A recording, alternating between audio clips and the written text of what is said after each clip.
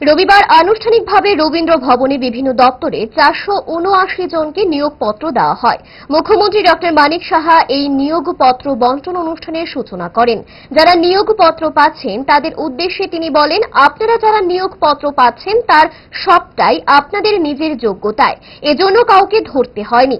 আমাদের পলিসি হলো স্বচ্ছতার সঙ্গে আমরা চাকরি দেব। এই স্বচ্ছতার কারণে আপনারা নিয়োগপত্র পাচ্ছেন, এটা সবচেয়ে গুরুত্বপূর্ণ আমাদের সরকারের। যারা অফার পাবেন তাদের কর্মজীবন সুন্দর এবং উজ্জ্বল হোক, তবে আশা করব আপনারা সময়ের সঙ্গে তাল মিলিয়ে কাজ করবেন।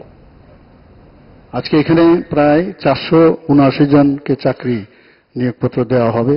এ বিষয়ে বলা হয়েছে সমাজ কল্যাণ ও সমাজ শিক্ষা দপ্তরে প্রায় 126 জন এবং পূর্ত দপ্তরের 197 জন, ত্রিপুরা স্টেট কোঅপারেটিভ ব্যাংকের 156 জন, অর্থাৎ এখানে প্রায় 459 জন মোট অফার এখানে আজকে পাচ্ছেন। আমি সর্বপ্রথম যারা এখানে আজকে অফার পাবেন, আপনাদের নিজ যোগ্যতার কারণে কিন্তু আপনারা এখানে এসছেন। কাউকে ধরে, আগে আমরা দেখতাম যে প্রসেশনে না আসলে চাকরি কোনোদিনই সম্ভব নয়। বছরের পর বছর আশা জাগিয়ে জাগিয়ে মানে প্রসেশন করো তবে চাকরি পাবে। আমাদের এই সরকার আসার পর, যেটা একটু আগে আমাদের মাননীয় মন্ত্রী বাহাদুর বললেন, যে আমরা যখন 2019-এ আমাদের সরকার এখানে হলো, আমরা এই একটা পলিসি আমরা বানিয়েছি, স্বচ্ছতার সাথে আমরা চাকরি দেব, এবং সেই স্বচ্ছতার কারণে আজকে আপনারা কিন্তু সেই নিয়োগপত্র পাচ্ছেন। কাউকে ধরে আপনারা আসেননি, এটা সবচেয়ে ইম্পর্টেন্ট আমাদের সরকারের।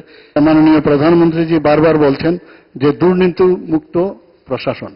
এখানে মাঝে মাঝে যখন আমি শুনি যে ওই অফিসার বা ওই যে কর্মচারী আছে তার বিরুদ্ধে ভিজিলেন্স চলছে, এগুলো যখন শুনি অত্যন্ত খারাপ লাগে। কেন সেটা হবে?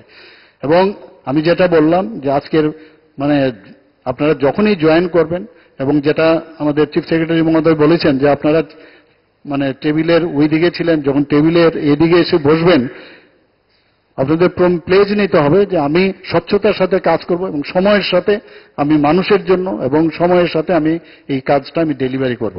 আমি আশা করি আপনারা সময়ের সাথে এই কাজটা করবেন। এবং আজকে আবার আমি আপনাদের এই যে সুন্দর আগামী দিন হতে যাচ্ছে তার জন্য সবাইকে আবার আমি স্বাগত জানিয়ে আমার বক্তব্য এখানে শেষ করছি। নমস্কার, জয়। ইচ্ছা করে ডায়েটটা ভুলে রোলটা ফুচকাটা খেতে, কিন্তু মনে রাখতে হবে 5 দশক ধরে গ্যাস অম্বল ও পেটের সমস্যার একমাত্র সমাধান গ্যাস নল।